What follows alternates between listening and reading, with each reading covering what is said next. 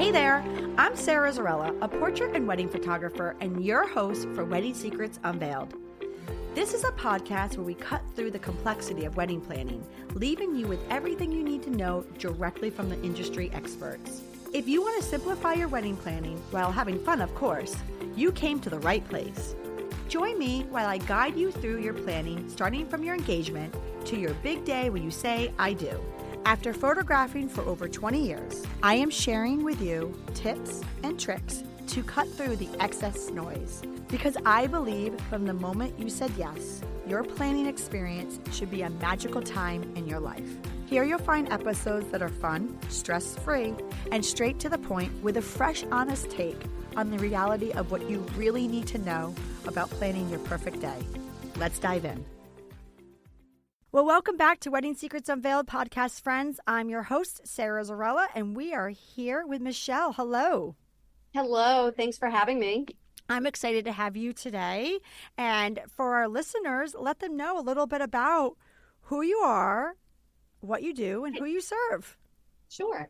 My name is Michelle Botelho. I own Michelle Jeanne Floral Design. I do a lot of the floral design, totally involved in that as well.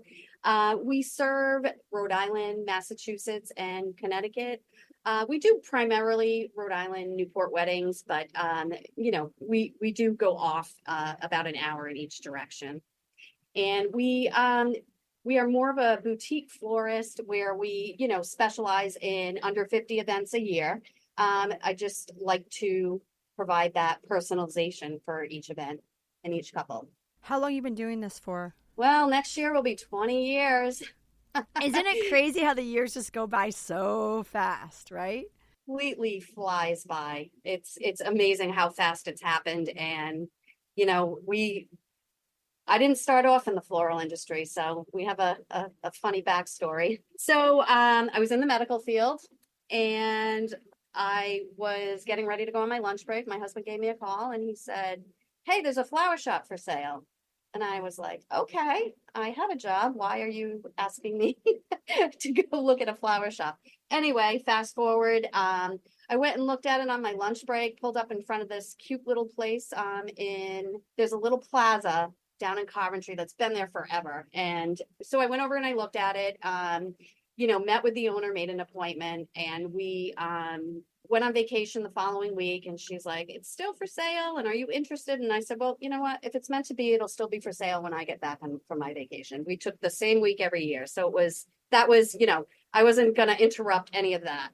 So I ended up going back after vacation. It was still available. Fast forward, I gave my 2 weeks notice, jumped in, literally bought a flower shop, had no background whatsoever, was pretty creative, but other than that, didn't know how to even make a flower arrangement. Now look at you. So I basically self-taught myself how to run a storefront and become a florist in a very quick fashion. And then, during the recession, things had to change, and we ended up closing that storefront down, keeping the business name. We used to be under a different business name. I reinvented the business basically, and then just started to do 5 weddings a year. 5 turned into 10, and et cetera, et cetera. And here we are. And now you for sure know how to do some stuff with some flowers. we do some crazy stuff. Well, we're going to get into that too. I would love to talk about, maybe in our second half of the show, some crazy things you've done and some trends. But the first half, we talked a little bit, Michelle and I we talked a little bit about what we wanted to do here. I've always known I wanted to have Michelle on the show, and finally, in the midst of her crazy season, crazy enough, she said yes. So I don't know who's crazier, you or I over here. But, with that said, I appreciate you taking some time out of your day because I know how many weddings you have coming up. But we were just kind of brainstorming about where we're going to take this show because I've had a few florists on. So for those listeners who are thinking about florals right now in your wedding planning, definitely go in our archives. We've had some very talented florists on for all different varieties of topics, but today I was wondering what the talented Michelle and I were going to talk about, and we really thought, well, actually, Michelle, you thought it was a good idea, and I 100% agree and I didn't even think about this topic, but we really should talk about a little bit of the behind the scenes of what goes in to your big day. I mean, we all see these beautiful arrangements that are at weddings, but what exactly goes into that? And I just think educating the listener today a little bit about what you do and what happens behind the scenes will really help them in their process of picking out and purchasing and deciding what to do with their florals and what florists to use. Yeah, so it definitely is a topic that I'm excited to, kind of share what does happen, on a day to day, on a week to week. I mean, this week is a perfect example of things that, are constantly, this industry, you constantly have to learn how to pivot. You may order the most perfect flower imaginable that you want. I drove out to a flower farm this morning to grab some of it. When I got there, they weren't available. So now what are we replacing that with? That begins that, what are we going to do now to get that lavender into that arrangement? So, not only is there paperwork involved in meetings of the clients. I guess I should just back up to, like the very beginning of, when the client first contacts us, we have that first phone call or we have that, in-person meeting. It takes about an hour, sometimes an hour and a half, 2 hours, whether, and it all depends on what they're bringing to the table with them, whether or not they're, aware of, what color palette they want to use, what style they may come in and say, yeah, I want this round mound arrangement. And then I show them some of the work that we've done at some of the venues. And they're like, no, but I really like that. And their depiction of color or of the actual, style of the arrangement soon changes when you do start to sit with them and go over those things and ask those important questions. Because in the end, you certainly want them to have the end result, at their big day. So for starters, right, let's just take us through kind of what happens. Like you just said, we talked about the introduction, right? And you talked about the consultation but what, is there anything that you want someone to bring or prepare for that, or no? Do you prefer that starting with that introduction call, right? And that first time you're talking to somebody, what can you tell the listeners that they should or should not do even for that call? Yeah, so it's most helpful to have a few photos of what they're thinking, inspiration wise. And again, going back and referring and referencing those photos during that conversation, I find that when you start to actually talk to them, the picture that they sent over was really just for the color. It wasn't for the style of the flowers at all, or they didn't even like the blooms that were in there. So that happens a lot. So, some are heavily researched, and some clients come in and I don't know anything about flowers. All I know is I want white and blush for my wedding. And that's the only thing. Run with the rest of it. Perfect client, right? So we get to be creative and we get to actually do what we love. And as long as, we stay within a bit of their guidelines, but that is always helpful if they have a little bit of a visual in the beginning. And then, big questions and holes in the conversation are always, what's the timing of the day? What's that timeline look like? Are you at church? Are you at the venue? What do you think your backup plan would be if there was weather? All these things we do discuss right up front. And then one of the other big questions would be table numbers.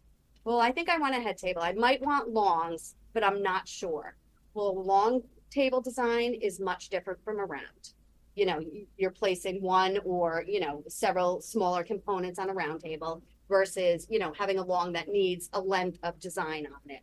So interesting. So so for you, this is old hat, but for me listening to you, I'm like, okay, I never even thought of, and I'm sure the listeners have not thought of, the fact that the type of table could affect the arrangement, but also too, I'm assuming price tag. Of course. You're taking one 72-inch round table, placing one centerpiece, maybe some candles, to accent on it. But you've got that one price point, your one arrangement that you're pricing out versus if you're going down, I've got a 30-foot head table that that we're doing. And there's, several different vase components on that. I have 18 different vessels that are going down that table this weekend. So that's, and the other thing is, does your venue allow installations?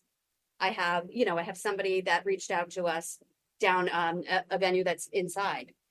Nowhere can you hang a trellis in that ballroom, but they want it. It's on their Pinterest board. So, how are you going to incorporate that design into, what they're looking for in a ballroom setting? So do they have chandeliers? Do they allow, some venues don't allow you to attach anything to their chandeliers. So these are all questions that I always send them back. Or, aisle, what's the length of the aisle? We want ground florals. So florals that look like they're growing up from the ground. We want them to create this meadow of flowers that we walk through to get married.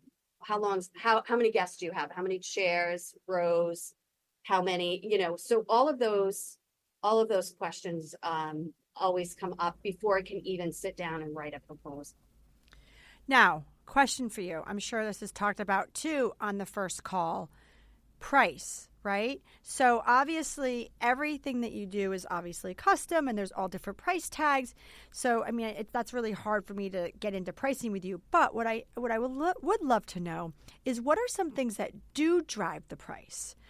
In different directions, both put a higher ticket price on it and then both, put a lower ticket price on it. I'm just curious, when it comes to florals. Yeah. So in terms of ceremony, we could start there because that's pretty trendy right now. The ground florals are, every inquiry that I get has ground florals. Does your budget match that inspiration? Some do, some don't. And, it's at this point, it's an education. You have to educate, it's not my first rodeo, but it is there. It's their first time they're ever getting married. So, you have to let them know that chair floral hanging from the chair in a vessel, in a vase, is a much different price point than a larger one on the ground that creates that pathway to, to the altar or the arbor, if you will. So those, definitely ground florals, elaborate ceremony installations. If your arbor just has, a swag in each corner, different price point. If you cover it with draping florals all over it, obviously the latter of the two is going to be the more expensive. All the trellises are trending right now. So what they do is they suspend a floral trellis with hanging florals over the head table. So that's something. But if they want a separate option, then we give them you could just put greenery on the chandeliers that the lighting company hung. So we give them an option if their budget doesn't warrant that. I was going to say, I've been noticing that. Are you talking about like the extension pieces above you? Is that or when you say trellises? Or yeah, so the like the lighting and the draping companies typically have a structure that they hang, like a trellis that they hang up, and then we go in and we green and floral, have hanging floral suspended. So that way when the guests are at the head table, they're looking up and they see this massive floral install above their head. Yes, I've been seeing that on trend. So it was interesting that you brought that up. And we'll talk about trends too later. I would love to talk about some trends that you are seeing coming in and some trends you're seeing coming out. But yeah, so what else in regards to help drive, does kind of flowers drive the price tag? Or floral selections absolutely can drive the price tag up. There are higher price point florals than others. There are some that have been around for years. Not to say that carnations, believe it or not, are making a crazy comeback. They have come out with a lot of different varieties that I know, a lot of people out there are working into some of these installations as well. But I don't tend to use them a lot, just for, personal preference. But, if you're looking for blooms that, are it's, it's the ones that are coming in and that are more, imported, from Japan, from Holland, sweet peas are coming in from Japan. So, there's going to be a higher price point because they're being imported in where they're not, where you're not getting dahlias that are grown here in Rhode Island. That season's coming up. They're starting to come out now. So, but again, flower farming, they certainly put a lot of hard work into their flowers, so in their crops. So, sometimes that can also be a factor in the cost. All right. So we had the first introduction phone call. So what else happens behind the scenes? What comes next after that intro call? Yeah, so we put together a design board for them. It basically, it drives that color palette. It gives inspiration photos of, what in ideas and suggestions of what that, bouquet would look like that they want, or, what style boutonniere they prefer. Centerpieces. There's always, I do get a question. Would you give me an example of both? What are you thinking? If there was like a floral element with candle element and then a full floral piece, or we'd like some tall arrangements. So, I'm often asked to give a variety of pricing. And then, that helps with them to determine their budget and whether or not, if that's something that they can include, or if that's something that may be a cutback. So we put that design board together for them. And then I always, ask for their feedback and see if we've, hit it spot on, which, sometimes I may pick a photo and put it on there and I tell them I am not offended. Please let me know. I would rather nail it for the day of than, know that you weren't happy with, a selection on there. And, Pinterest obviously is a great tool for, anybody that's not visual. And, if we're not sitting together side by side, then it's a great tool for them to communicate to me what they like and don't like. So that, and then, we work towards, them, whether or not they're going to be a good fit for, both parties, us and them.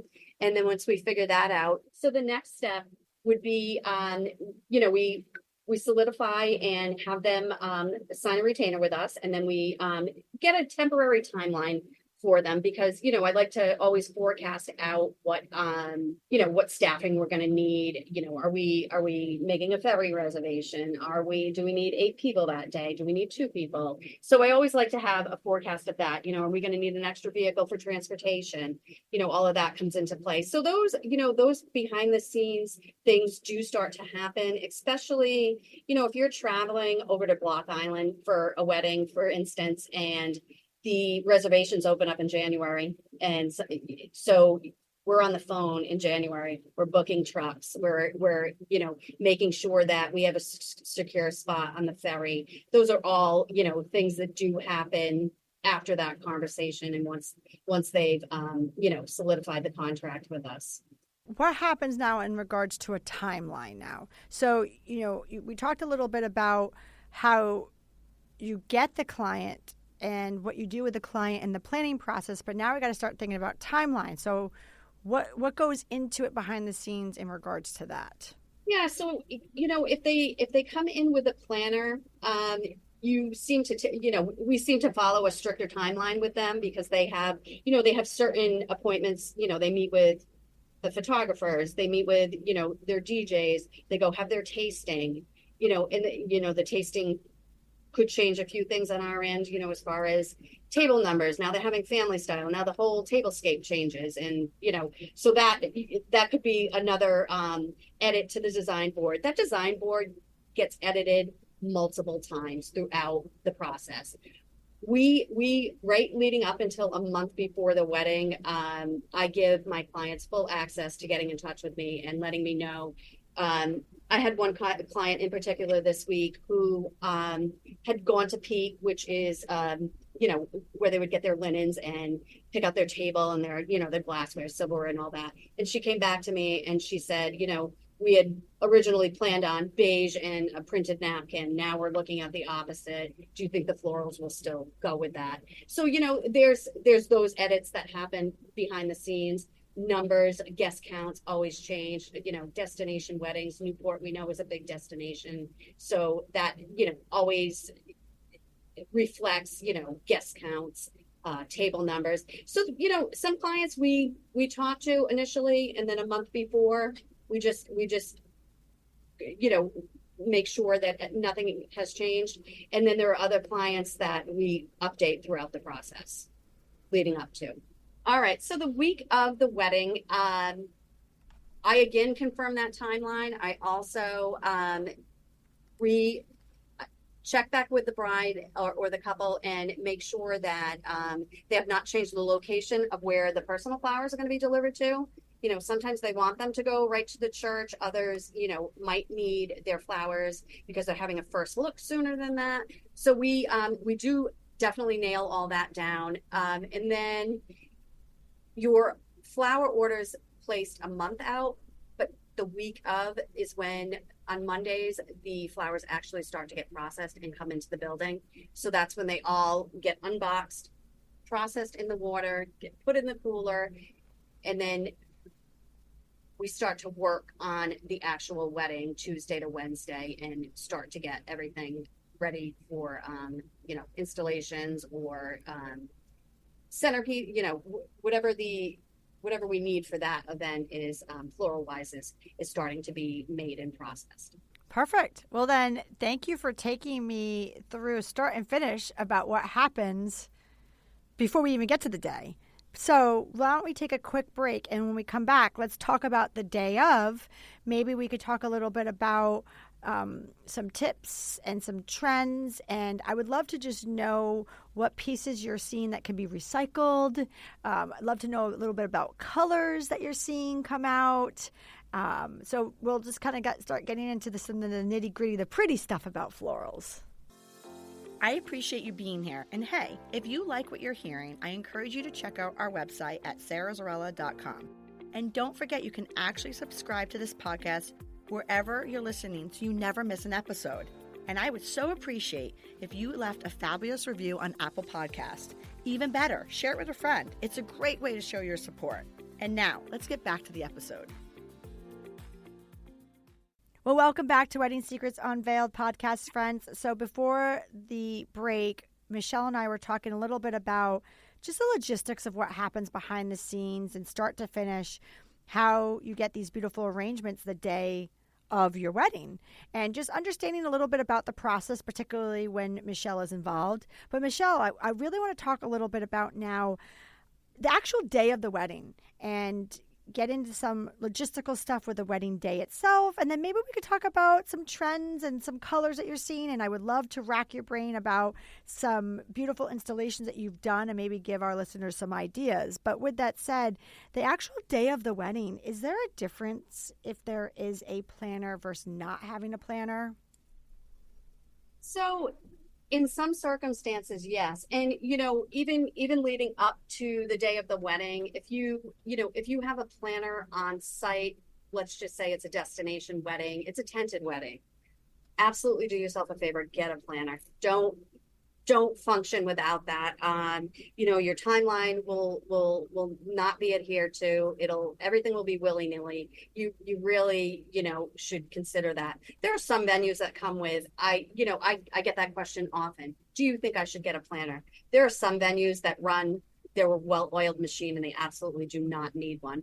But if they do come without a planner and they, they're struggling with linen selection. They're struggling with, should I get a gold rimmed, champagne glass? Like those, that's when we put that hat on and we say, listen, the wicker charger, the rattan charger looks better with that goblet, and these linens are beautiful, and, it will all bounce off your floral. So, if they don't have a planner, then we certainly do. But, when they do come with a planner and day of, it's a dream for us because they basically run the show, and we show up with the flowers, and we do what we promised, and they take over the rest, which is fantastic.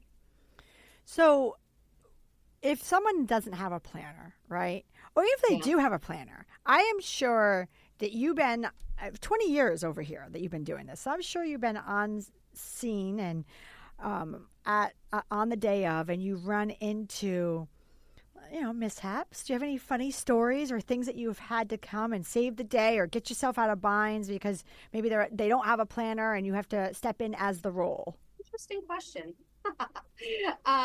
So this was actually something we were traveling over. The venue had its planner in itself, so it technically didn't involve the planner, but if they were setting up logistics on their end, it would have been a little bit different. But we were traveling over to the island, and we had one of our trucks, but we had also rented a truck. And when we went to pick it up, they had given us the wrong size.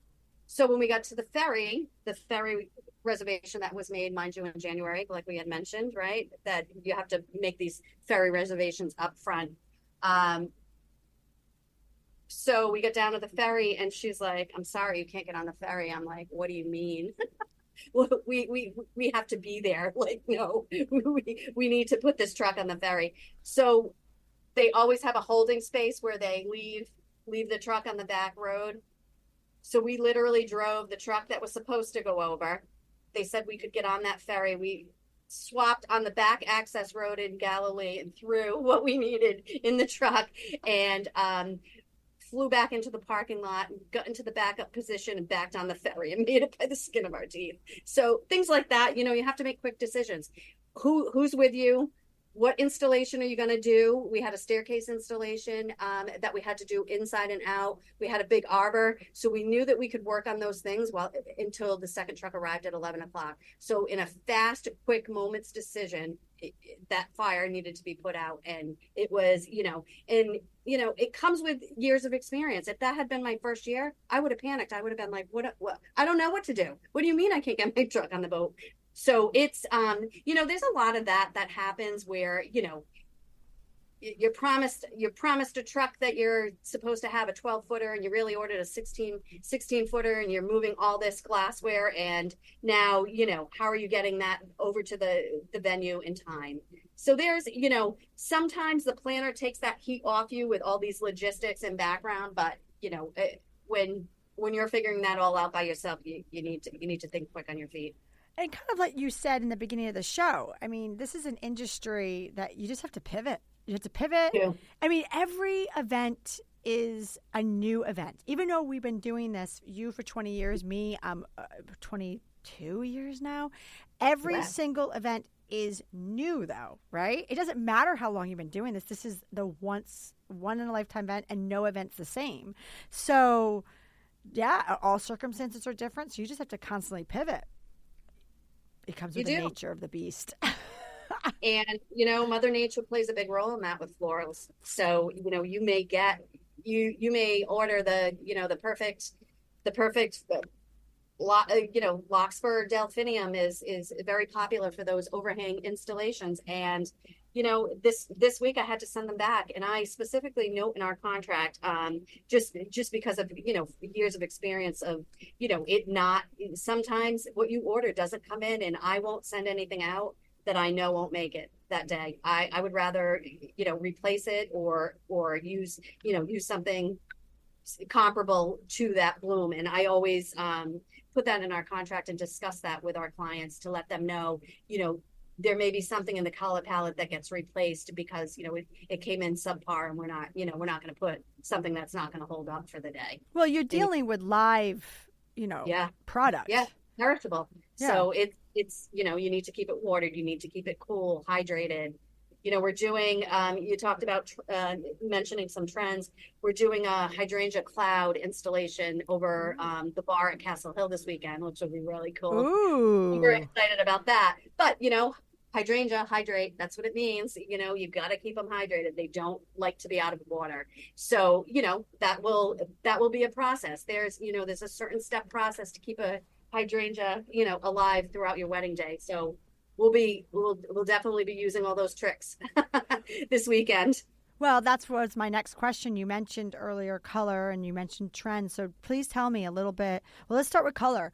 What are you seeing right now? I mean, what's the staple colors that are classic, people ask for, they're beautiful, in your opinion, they'll never go out of style, they're just timeless. And then What are you seeing right now that the trend of colors that are popping in that just that they're obviously a trend. They're a fad. They come in, they come out, but when they're in, they're hip, they're hot, and they're the on trend. Yeah, so I am leaning towards the conservative traditional couple this year as far as floral color.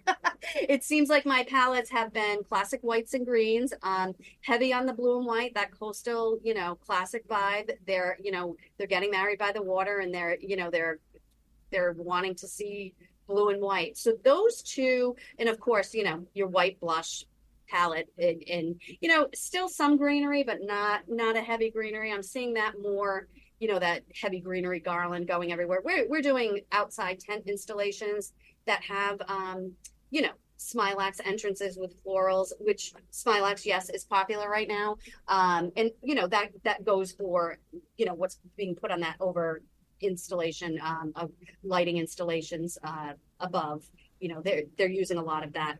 But I'm not seeing a lot of like eucalyptus garland going down the table and any of that. And that's, I think due to the part too that we're not showing that in our portfolio. So we're not drawing in that client either, which is, kind of where we're at right now, as far as like doing, more floral forward installations. Interesting, because like you said, it could just be your clientele, or it could just be a trend in the market that you're seeing more of the floral forward than, like you said, the fillers. Because definitely at one point, at least what I was photographing, there was a lot of greenery, a lot. I'm not seeing that so much. We did do this past month. We did a baby's breath and rose, which is trending right now, right?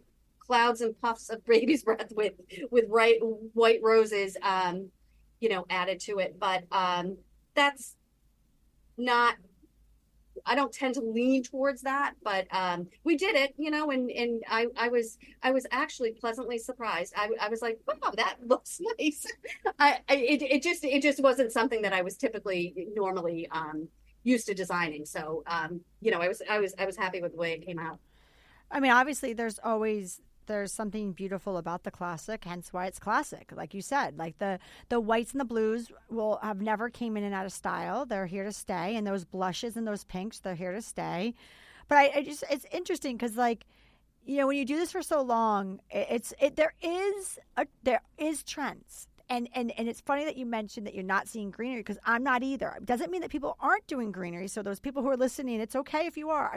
It's interesting how somehow the majority, it always comes in waves. So it must be what we're producing out there, what we're showing, so people like it. I don't know, but it's funny that you say that.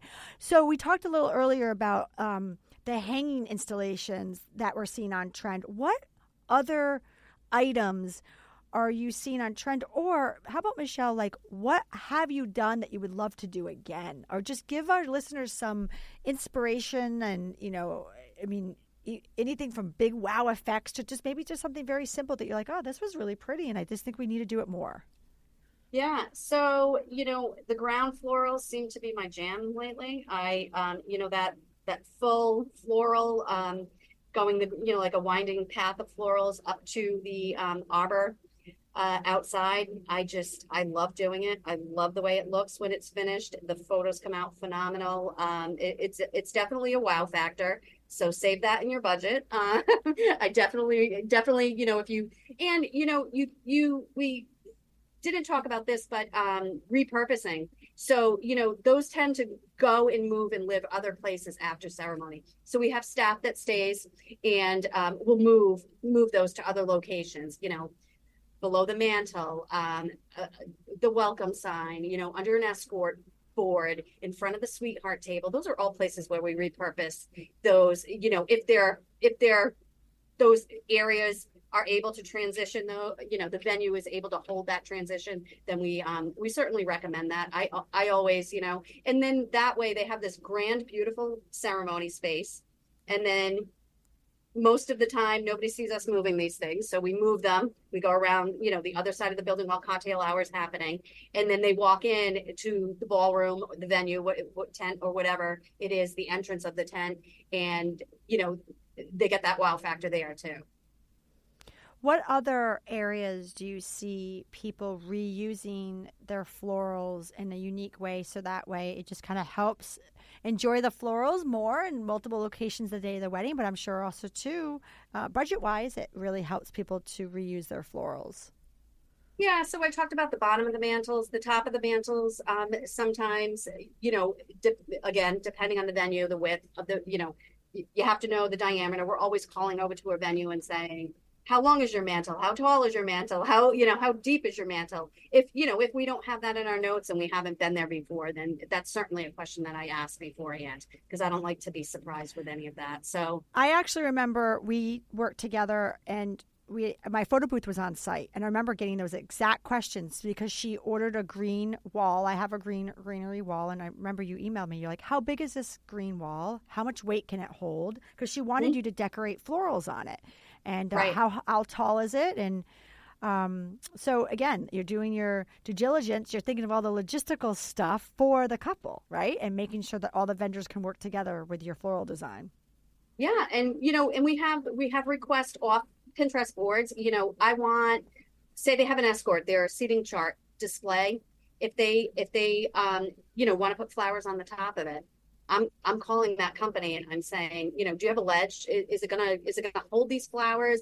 How deep is that bar that that they're looking to put florals on top of? Those are conversations that I have to have, during the planning process leading up to their wedding, just to make sure that, we're prepared that day, with the right clamps or the wire, the zip ties, whatever it is that's going to hold that installation on there for the whole day. I mean, some of these venues down by the water, it's windy. So you have to be prepared, where is that arbor going to be placed? Is it going to be by the water? Is the ground flat?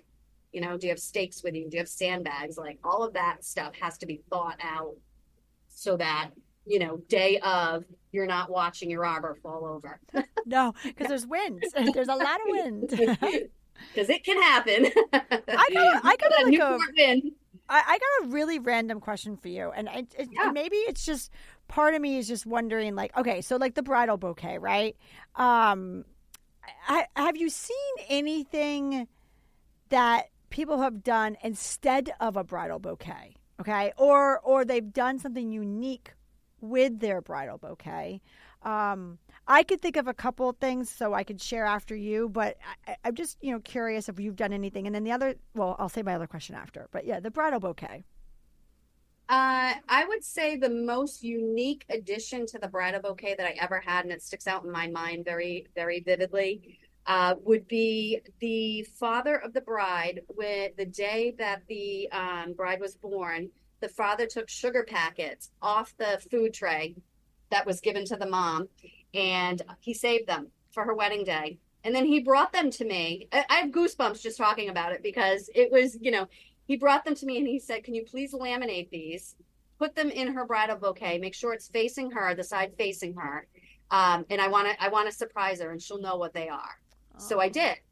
So, that would probably by far, I've also, sentimental reasons, grandparents, some piece of their clothing we've incorporated on the wrap of the bouquet. I mean, those are probably the most sentimental that I can think of, that the brides have given me. Yeah, and I've seen people, we do wreaths instead of bridal bouquets. They have wreaths, and they decorate the flowers with the wreaths, and so the girls are holding the wreaths. For my wedding, I didn't really have a formal bridal party, but I had a few of my close girlfriends. I wanted just to obviously hop in the photos. So what we did is we took this really large one flower, I forgot the name of it, and we just put this beautiful ribbon. So it wasn't like a corsage, but it was one large flower on the wrist with like a beautiful ribbon. I just, I was thinking of like unique things. But anyway, the other part of my question was Yeah, the Nantucket baskets too, Ooh, tell me about the Nantucket florals. baskets. Yeah, so almost like a purse style, and you fill it with florals. I mean, that's something, something different for them to carry. That's cute. I like that idea, especially if you are getting married in Nantucket or you're bringing that nautical vibe into your wedding. The Right. other part of my question is so the cascading, right, bouquets. I just saw your face. Okay, so you're Michelle. Okay. So anyway, they were super popular in the '80s, and then they kind of made this like weird comeback. I want to say maybe about 10 years ago. Um, right now, it's the trend is the complete opposite. These um, bouquets that I'm seeing, they're light, and sometimes they're only one flower now, and they're just very simple bouquets. I'm just curious if you're seeing that stay and kind of go forward to next year. Yeah. So I have had probably 2 or 3 requests for the Cascades. Um, yeah. Not my favorite. Do tell. Not my favorite. Is it logistical? Like, is it just hard to create and make stay vibrant? It's the I don't know. It seems too uniform, I guess, for me. Very uniform, like you have to have that like specific structure in order to get that like cascading look. The hand tied cascades I can go with all day long. So Like what's a hand tie cascade? so you're actually creating it with your hands, stem by stem, in. Oh, Where a cascading is more form fitting, where you're okay. actually starting with a form and then you're building the floral down in that, direction, towards the floor or their feet, if you will. It's constricting design. I think is my best way to describe it. In my opinion. So I will make them if you absolutely would love them. I have had girls change though. When they've actually like looked back at the pictures and we've had a little bit of a discussion, then they pick out their dress. Here's another thing. Sometimes they don't have their dress when we talk. So Oh, right. update, and then those things, that changes as well. So that cascading bouquet that they thought that they were going to, their dress is so elaborate, why would they take away from it? So they're going a little more simplistic with the bouquet. The To answer your question about smaller arrangements, and I think the floral, I don't know if you've seen like the floral pattern dresses and a different variety of dresses are completely trending.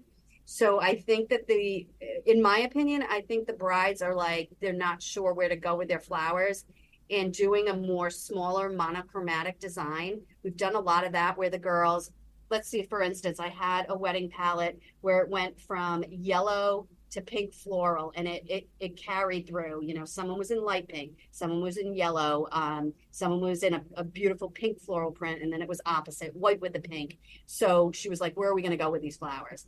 And we ended up landing with, someone carried ranunculus, someone carried cosmos, someone carried hydrangea, someone carried lysianthus. So they each had, but then they had a hint of light pink sweet pea to draw that pink in. Because when we transitioned into the reception portion of it, she had pink in her florals. So I wanted to make sure that the story made sense as we went through, the whole day. And that also makes a lot of sense. I didn't even think about that, why we're starting to see, smaller, non-big statement pieces like the cascading bouquets, because like you said, the dresses are right now. We're starting to see a lot of floral prints on dresses, hand painting on dresses I'm seeing. Gorgeous. Yeah. So, I mean, like you said, so you don't need that floral on your body. But tip, though, for the listeners, for your bouquet, visually, do not hold it high. Okay, No. So it blocks your dress, and your photographer should, if they're a good photographer, should be telling you to lower that bouquet. So where you should really be holding it is your hand should be by your waist, and it should be lower than your waist, because otherwise you're like hiding your whole chest area, which is A, very feminine, and B, it's like a lot of details happening on people's dresses up there. So just a little note, and especially when you're going down the aisle too, people tend to hold their bouquet so high, like up towards your chest. It really should be starting at your belly button. Yeah. If I always say lock your elbows into your hips. And that's where that bouquet is landing is where you should. I try to police that if I'm on site still. I'll be as the procession's going down, if there's no planner. It's again one of my pet peeves. Also, boutonnieres, making sure that those are in the correct spot, pinned right. Not turn sideways going down the aisle. I jumped out in front of a groomsman and been like, that's not straight, and pinned it. So it's just presentation. When you're taking the photo in the end result, you can't. Some things can't be edited, so you want to make sure that that's right from the beginning. No, and I do appreciate you policing that. I mean, we try our hardest as photographers. Obviously, for the pictures that we're helping and orchestrating and prompting, I'm on constantly, lower your bouquet, lower your bouquet, lower your bouquet. But, there's times when we just can't. I mean, that's like you said, like going down the aisle or things like that. It's just, you can't unless you want to be part of the show. And that's not my jam. I am not going to make myself known when you're getting married, But, yeah. Well, anyway, with that said, it's time for our wrap-up question, and I do appreciate you so much for being on today's show. So Thanks for having me. Yes, thank you, Michelle. And I know you're super busy, so I know you have to go back to a whole slew of designing. But with that said, can you tell us what are some key points that couples should be asking their florist when they're inquiring to make sure that they are working with a professional company to ensure that their wedding day is absolutely perfect? Yeah. How long have you been in business? Have you been to our venue? Where do you purchase? Where do your flowers come from? That's always a big question. Do you have a team? How do you deliver our flowers to us? Are you going to be there? I get that a lot. Are you going to be on site that day? Absolutely. That's why we're a boutique florist, and that's why I do one wedding a day, one wedding or event. We still do events, so any kind of floral event possible. But those are questions. Are you insured to go in these venues? Yeah, we are. I mean, you have to you have to make sure that do you have you been to our venue is always one of our big questions too. What happens if you can't get that flower? What do you do? We of course pivot and get something comparable in that color palette. Well, thank you, Michelle. That was super informative, and I'm so happy I had you on the show. And thank you so much for joining me on this week's episode of Wedding Secrets Unveiled. You helped our listeners become one step closer to their stress-free wedding planning. Can you tell everybody where they could find you? Yeah, sure. We are located at 215 Shady Lee Road. We're in North Kingstown, Rhode Island. We are right before the Jamestown Bridge, basically. So we've got great access to Newport and all of your South County weddings. Love it. And then for our listeners, I will have Michelle's information on our episode show notes, which you can find on our blog and our website podcast page, which is sarahzarella.com/podcast. Thank you. Thank you for listening to Wedding Secrets Unveiled. I appreciate you being here. And hey, if you enjoyed this episode, I want to tell you something. I encourage you to check out our website at sarahzarella.com. We love photographing while having fun, of course. Check out our podcast page on our website for our show notes along with upcoming episodes with your local wedding experts. Listen in as we help you plan your epic event. And don't forget that you can actually subscribe to this podcast wherever you are listening so you never miss an episode. I would so appreciate if you left a review for us on Apple Podcasts. Even better, share it with a friend. It's a great way to show your support and let us know what you think. If you know any wedding experts that would like to be a guest, we have a link directly on our website where they can let us know. Thank you for listening.